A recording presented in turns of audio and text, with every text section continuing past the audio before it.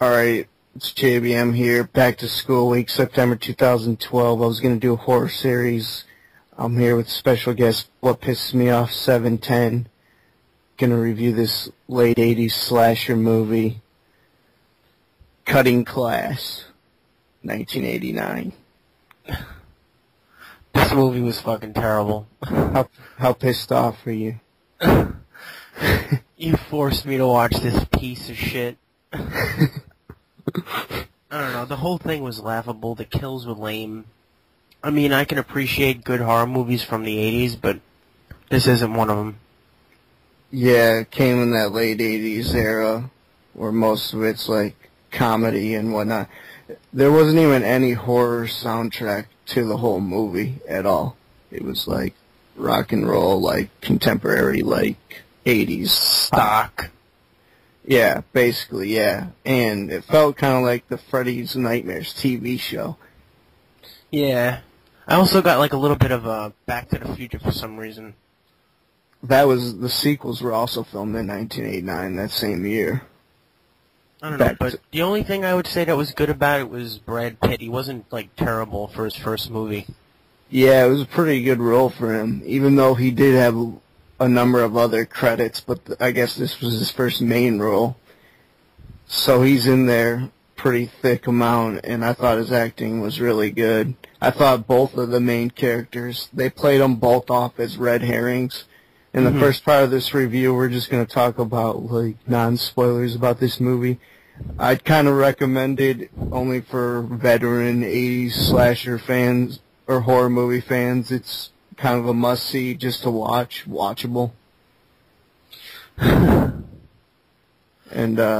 The one, never mind, you said after. I'll get to that. I was going to say something about, like, one of the kills, but... Well, the film quality sucks. Like, the camera.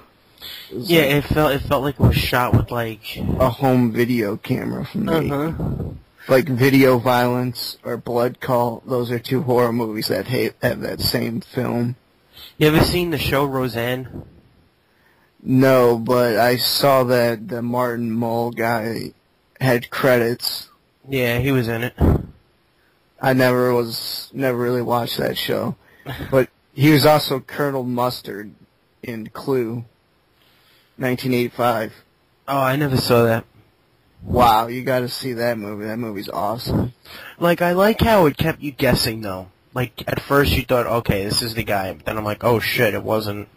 Both of them were two really good characters bouncing off each other. Yeah, they red herring, like, split the difference of both of them. Made you think it was either Brian, which was... Basically, we're going to explain the simple plot of it, is a psycho just got, like, home, or, like, over the summer, like, went to, like, a sanitarium, basically, mental hospital, for his anger issues. Now, everyone knows dude, it was such a good character, but, like, everyone knows one of those psychos that's about to drop out of high school and has that weird kind of a personality. Yeah. Yeah, he played a good crazy guy. Yeah, I love that. And he was like electroshock therapy or something, right? I think they say that in the movie. And they made fun of him in the class for it. And then Brad Pitt was also a pretty good character. He wasn't just the typical jock that said stupid lines. He was kind of a more likable character, and no one was cutting class, really, other than him, like, being late for school in the beginning. Yeah, they were like, no cutting class. They said the title, like, fucking twice in this movie. It was, like, annoying. As, like, comic relief, too, like, so fucking good. And the movie poster's like the traditional slasher weapon of choice, the butcher knife, but they don't even have a butcher knife kill. It was like the part of the decade where, like, they had to get more creative, and, like, I kind of hate those 80s horror movies where they just got really creative with the deaths instead of just keeping it kind of simple. Yeah.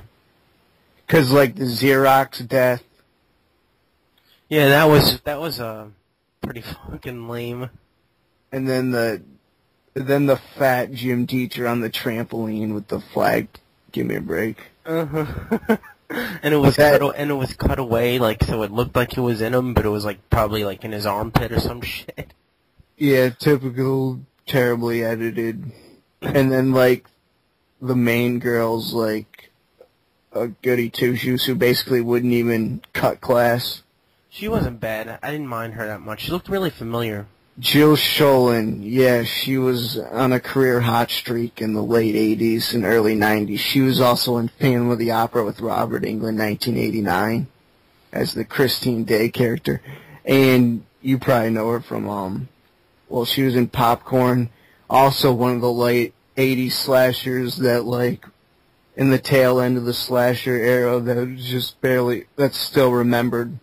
The only early 90s one that's still remembered, basically Popcorn, which I have to see. What I had a problem with, though, is didn't they show the principal get killed and then he end up being in, like, more of the movie? Didn't he get, like, set on fire or something?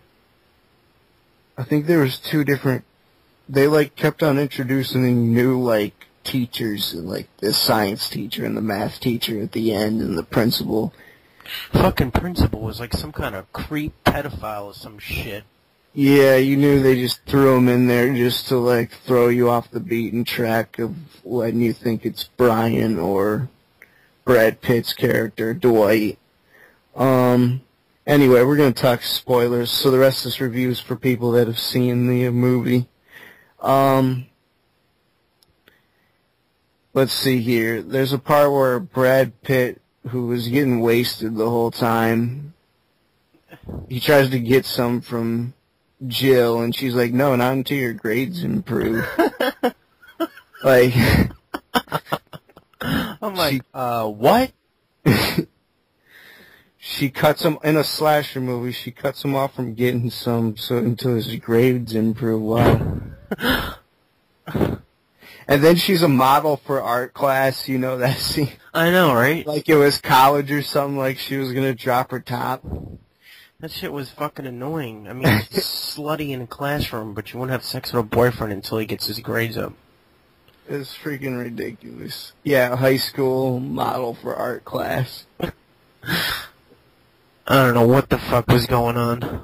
The art teacher also gets torched in the oven. Oh, that's who that was? Yeah, that's who. Is that what scene you were talking about? Yeah, I thought that was the principal for some reason. Yeah, he was getting back at the art teacher because they both had motives. They would always put both of them as motives, Brian and Dwight. Yeah, he played a good psycho, though. Oh, I know, definitely. The last 20 minutes, it was pretty chilling and a lot believable, you know? Yeah, like, I like how, like, it made you think it was Brad Pitt because of that picture. Yeah, no, I definitely... It was definitely like the reverse red herring is what it was, like Scream, when they do that with Billy Loomis, how he gets caught with the cell phone. Yeah. That's like exactly like what they were doing with Brad Pitt's character. You know what I thought would have been cool is if they were both in on it, like they were both the killers. Yeah, that would have been interesting. That would have been dope. But, like, I don't know, like, it was just, you know, with just bunches of fucking just cheeseball one-liners. The characters were just bland. I mean, the only good character I thought was Brad Pitt for the most part. Even though I thought that the kid played a good psycho, it was still cliche. Like, I knew he was the killer anyway, even if it, like, for a second. I know, because, like, they tried to make you believe that it was Brad Pitt, but that would have just been too obvious because they tried to make you believe, like, the kid was too psycho, and then, like, there was just too many hints that it was Brad Pitt, so you knew it wasn't Brad Pitt, that they were going to do a reversal. Fucking buys her a hot dog. How'd you know I wanted this? Yeah, right when he gets back from town, he pulls it out of his, like, pocket, like, from his freaking trench coat. How did you know I wanted this hot dog? Like, give me a break. Isn't too much of a horror soundtrack. There literally is no horror theme, like, in the whole movie. It just felt like they were trying to cash in on the, you know, like, popular teen... I know, it was like... type thing. Yeah, it was like they came up with a good generic slasher title, and it was still the end of the 80s where they could still squeeze out money out of low-budget slasher movies. So it was like kind of a mashup of Graduation Day, Slaughter High, and Return to Horror High. Yeah. If you've ever seen any of those. No, but I get what you're saying, though. But you understand the world that those were in. Return to Horror High is an awesome, underrated one from 1987, and that has George Clooney in one of his earlier roles, too. So that's interesting. Like, George Clooney and Brad Pitt were... Yeah, two huge-ass actors in fucking slashers. And another thing that made you believe it wasn't Brad Pitt is if he would have played a psycho in an 80s slasher movie, that movie would be more popular, you know? Yeah, definitely. That's what I was thinking in the back of my head, too. I was like, it can't be him. I mean, does this guy ever fucking age, though? He still looks the same. It's weird. His fucking career has, like, pretty much slowed down, though, in the past 5 years. Yeah. Like, he isn't in the generic summer blockbuster actions anymore, like Troy. Yeah, he's trying to be like one of those, you know, George Clooney boring fucking Oscar-worthy actors now. Yeah, with that Benjamin Buttons bullshit. I haven't seen it. Neither have I, but... I don't know, I heard it from a lot of people it was pretty boring. And like a complete rip-off of Forrest Gump. Probably. So anyway, his motives were to get back at basically the judge. We find out that the main bitch is Paula. Her dad was like the district attorney, and he's the one who sent him away to get electroshock therapy. And he reveals himself in the math room and puts the axe to the head. Pretty chilling moments. The fucking scene when the dad was still alive, I'm like... and he's like, help! Oh my goodness.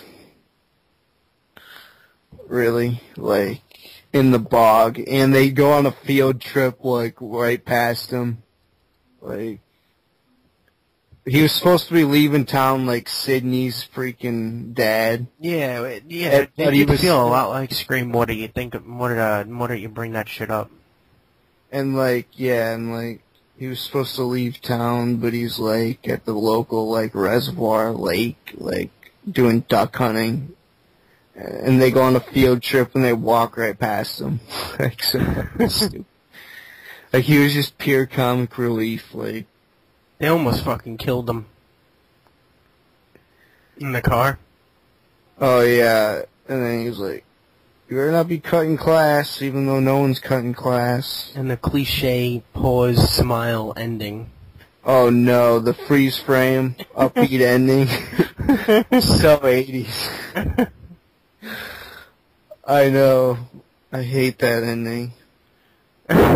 Like, life couldn't be any better. And it ends. Nice pun. C+ for me. I don't know. I give it an F. I gotta mention the hammer in the head. Well, I'm gonna give it a C+ for an 80s slasher movie. But as a movie, maybe like a C-, D+. The hammer to the head, that, what's his name, gets a hammer to his head, Brian. Yeah. Scene at the end. That was good. Yeah, that was pretty cool. The axe was good. Yeah, him pulling out the axe, Jack Torrance style. Gotta love it. And it felt kind of like Saw-ish when he was like getting sawed out by the fucking, on his back. Oh, wow. Yeah, in the auto body shop classroom. That's pretty much all my thoughts on it. Any other final thoughts? Nah, I thought it was pretty lame. Oh, then there's the part where Brian gets to talk to the assistant principal, and he's like, I'd rather suck donkey dick. You know, everyone has had one of those moments where they, like, told a fucking principal or a teacher to fuck off. Yeah. You just can relate to that scene. It's fucking hilarious. Stare at her mustache. It'll make it better. Alright, I'm out. This was JBM Villain News. I'm going to do Cry Wolf, a review on that, and then Sorority House Massacre 2 and 3, and The Haunting on Sorority Row coming up. And What Pisses Me Off 710, I'll put his link in the description. And Yeah, I don't recommend it. only for 80s horror fans, not general horror fans. Alright, I'm out. Alright, peace.